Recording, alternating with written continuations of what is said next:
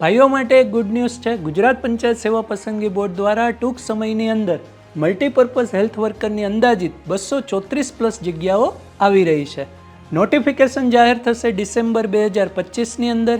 એક્ઝામનું આયોજન થશે મે-જૂન 2026ની અંદર અને એનું રિઝલ્ટ આવશે જુલાઈ 2026ની અંદર. આના માટેની લાયકાત શું હોવી જોઈએ?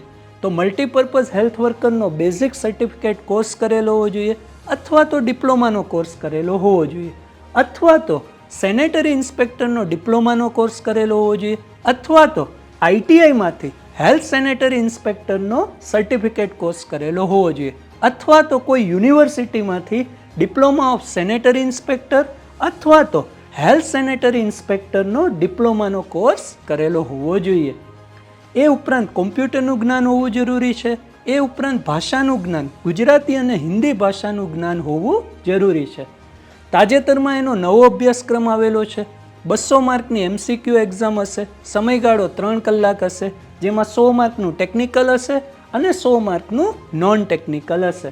અને મલ્ટીપર્પઝ હેલ્થ વર્કરની સંપૂર્ણ તૈયારી કરવા માટે તમને મદદરૂપ થશે આપણા વેબ સંકુલનો મલ્ટીપર્પઝ હેલ્થ વર્કરનો સ્પેશિયલ કોર્સ, જેની અંદર આરોગ્યના પણ તમામ ટોપિકનો સમાવેશ કરેલો છે. એ ઉપરાંત GS, મેથ્સ, રિઝનિંગ તમામ ટોપિકનો આ કોર્સની અંદર સમાવેશ કરેલ છે.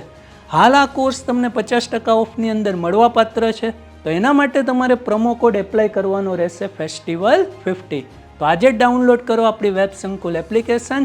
Thank you. જય હિન્દ, જય ભારત.